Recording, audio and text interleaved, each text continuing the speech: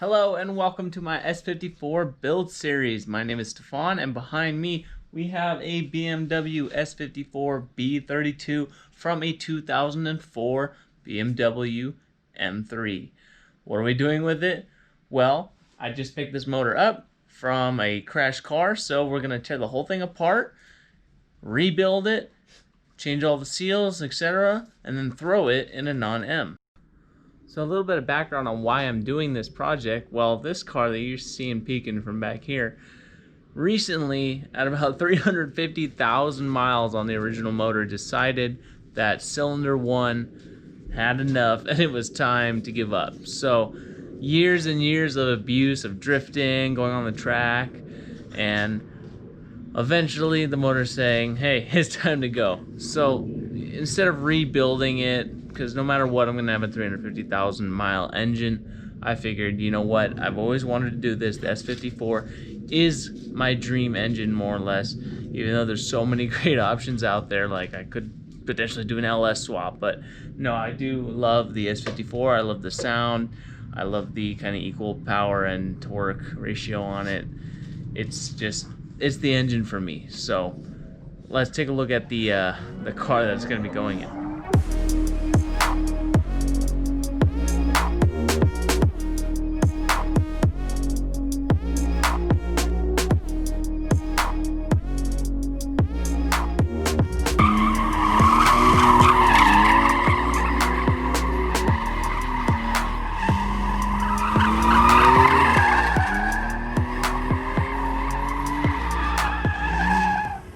So the main reason I picked this engine for the motor swap is really the usability and the way it's going to fit into the chassis. More or less, the design is the same as the M54, so I should, and for the most part, be able to pair it with, this car has a 5-speed transmission, so pair it with the 5-speed and still use all the factory engine mount locations. The only things I'm going to have to really take into consideration is that the M3 motors use a front oil cooler, so there's different lines for that on the other side here, and then you know, different expansion tank and things like that.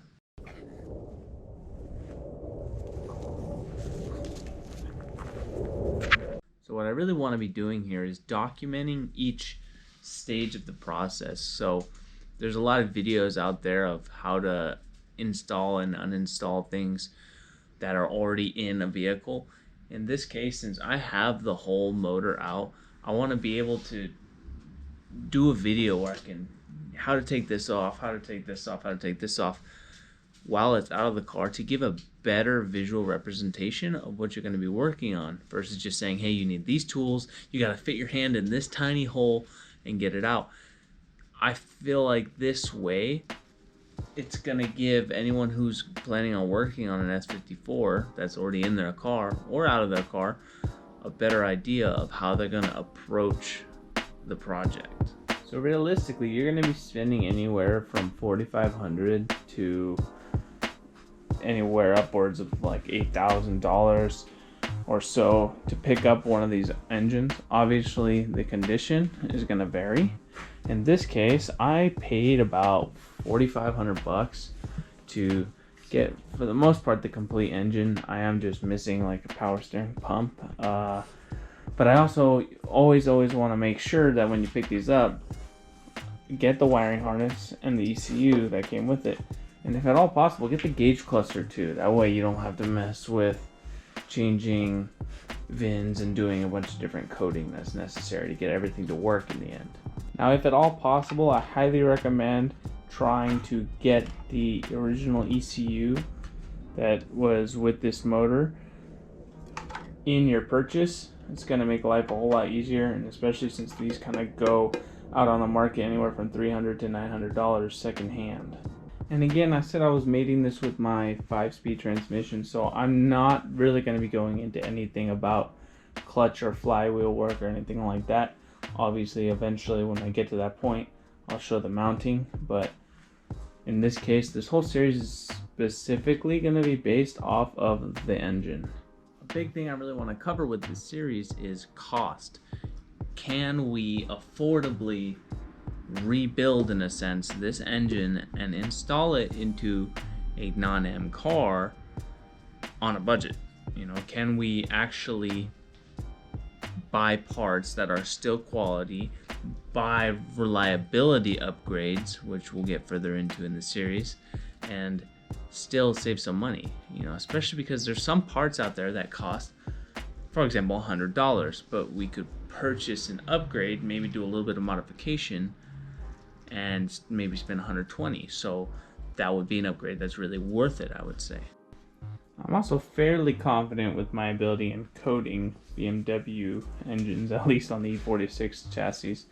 So I want to show the differences between the manual engines and the SMG engines. And in this case, you'll know that this is an SMG engine. One reason right away is because there's this little SMG pump reservoir on the top here, which holds the fluid. Now this one looks like the seals on it went bad or something, and it started leaking the oil from it all over the engine, but not a big deal. Gonna fix all that after we take everything apart piece by piece and clean the whole engine. So you're also gonna want to make sure you take lots and lots of photos when taking things apart, because if you're doing this like me, where I'm gonna be documenting the whole series, or you just need lots of time to work on everything, you're gonna be working on something, you're gonna leave, come back to it 3 days later, and not remember how something was installed, and you'll look it up, and it's gonna be a lot harder than if you just had pictures from before you took things apart, pull it up and say, okay, oh, it goes like this. You'll know exactly how to install it. That being said, there will be a lot of discovery for myself in this entire process, but should you guys have any questions whatsoever during the process, please feel free to shoot me a message and let me know what your question is. And then I can also, since I have everything out, look into it and hopefully give you an answer. The very first part of this series is going to be tearing down this motor till it's completely bare, to the point where I can clean everything. Now this doesn't include removing camshafts or any sort of timing elements. I do want to keep those intact since I know everything was good, but at some point we'll also rebuild the Vanos. So the very first thing that I personally want to do is get this whole wiring harness removed from the motor so that I can start moving on to all the other parts. And before we start taking off the wiring harness, I figured we'd take a look at what's gonna be coming out. This is your standard M54 V25. That's right, it's a 2.5 with about 350,000 miles on it, and a Moroso expansion tank, which I don't think we're actually going to be able to use for the S54 anymore. But we can always either make one or get another one. Alright, so let's get this motor turned around and take a look at where all the wiring connections are on this motor. So, we've got one of our main power cables going across the entire top. Then looks like we have wires over here. Then we're gonna have to take the valve cover off to access. A couple zip ties here running in there, so it looks like, whoop, already lost something. Taking off the intake manifold is gonna be precious for us, and then all this wiring. And that main power comes from here. Looks like our starter. And then this harness jumps all the way down to all these plugs. Luckily, those are all disconnected. We will have to figure out where most of those go on the way into the car. Then all the main DME wiring. So we'll start by taking the DME off. That's going to be done by releasing all of these, starting from left to right as we see it here. So it looks like on this first one, we just have one little push tab here. Give it a good wiggle. Okay. These guys, we're gonna push the top right here while pulling this back. And that pulls that one, and repeat.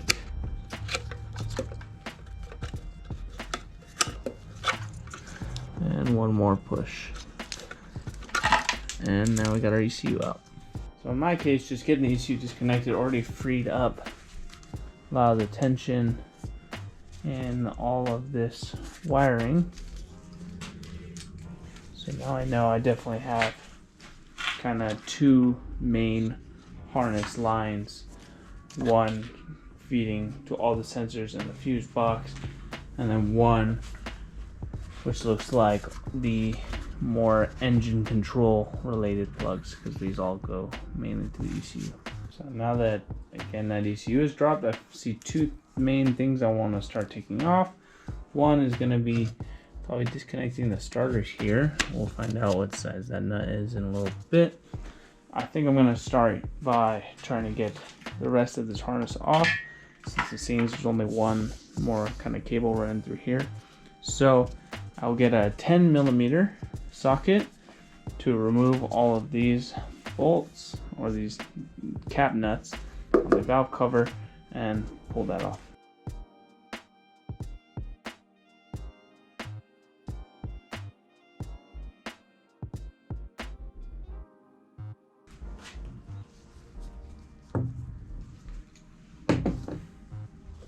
Then we're gonna remove this oil filler cap here first, and then we also got to remove these lines here. So in order to do these can be a little bit tricky sometimes, this recirculating tube, but you're gonna have to, for the sake of example, I already took it off, I'll put it back on.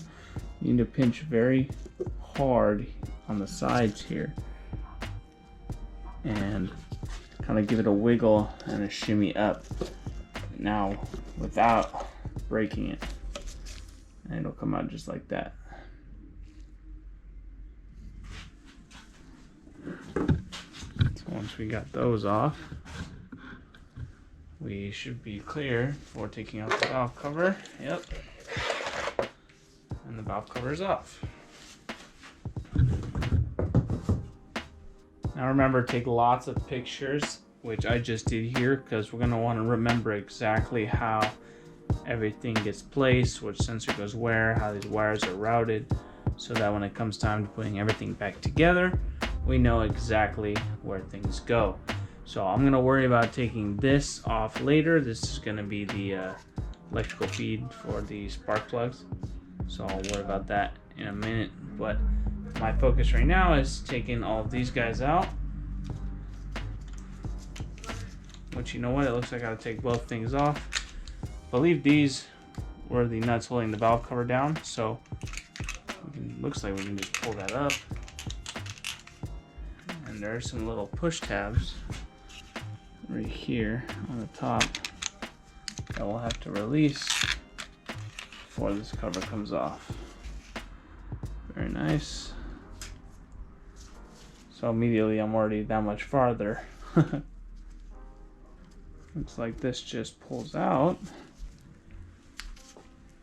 And we got a couple more wires in here to worry about. As far as topside goes, all that's left is pulling these guys right out of there. Separate that a little bit, and those come right out. And then this plug right here is just going to be a push type and pull, and that's off of that sensor.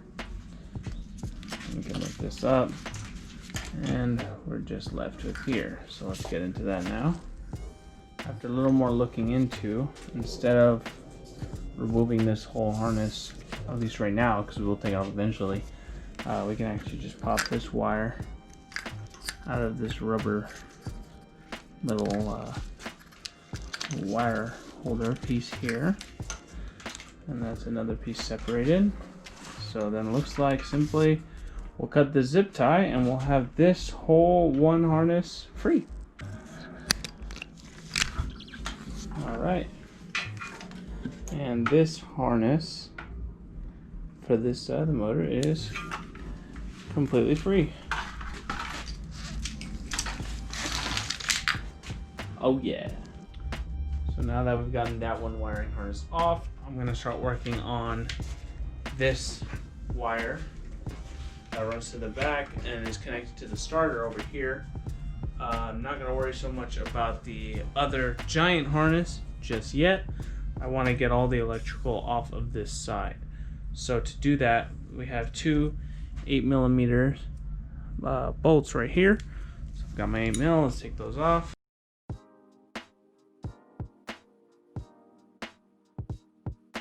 And then of course it's very important to always save all of your hardware. Specifically, let's say these vanity cover nuts, I'm actually going to put them back on the studs here just so I don't lose them. If you're not going to end up putting things back right now, or it doesn't make sense to put it back where it is, definitely highly recommend getting like plastic bags or something and labeling those so that you know exactly where things go. And again, take lots and lots of pictures in this process because we're tearing the whole thing down. Basically, when we are reassembling everything, we want nothing left behind. If we took a part off, when we're done putting it back together, there should be nothing left. So after we've removed the two 8mm bolts that were here, we're gonna want to pull up on all of our ignition coils here, and that's gonna actually release this whole harness, at least all the connections to all of those. And we should start being able to pull up very carefully. See, keep in mind here, I missed this.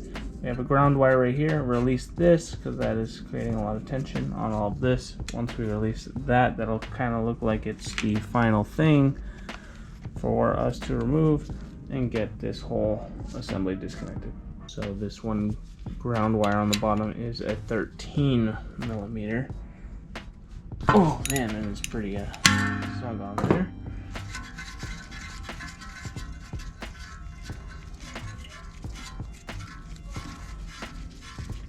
Careful not to break anything. Okay, put that in a safe place. And now we're lightly pulling on everything till we can get the whole thing out. Some of these plugs might be in there a little bit tighter than others. No worries, just keep on lightly pulling. So there we go. And we've almost got the whole thing out now. Alright, and there we go. This is free. We can go ahead and now move to the other side. This little guy here, I'm going to pull up on that just to get it over the ridge. And then we can pull up and out. Now that's free. And it looks like now we're just on the starter wiring / assembly side.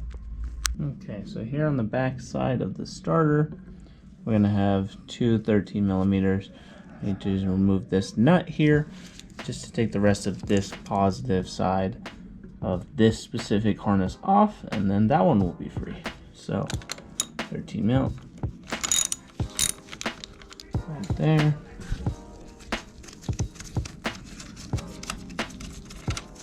Okay, that'll allow us to take off this positive from somewhere in the engine that we'll find when we take the intake manifold off, and then this positive, which will allow us to get this whole other piece of the harness free. So now that we've got those two harnesses removed, as we can see here, there isn't really much left in terms of wiring, because everything else, like for the injectors here, injector wiring and whatnot, it all seems to belong to a part and not really be able to be disconnected. The only other one we have is this big kahuna right here that does seem like we need to kind of get in there to remove it.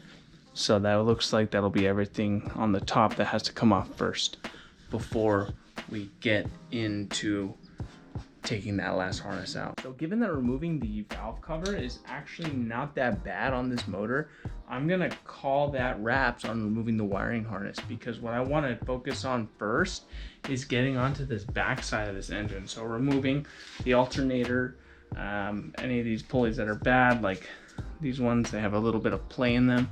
And then I definitely want to get this intake manifold box off next, so that'll be the next video. But basically we're going to be working our way down so we can eventually get this wiring harness out.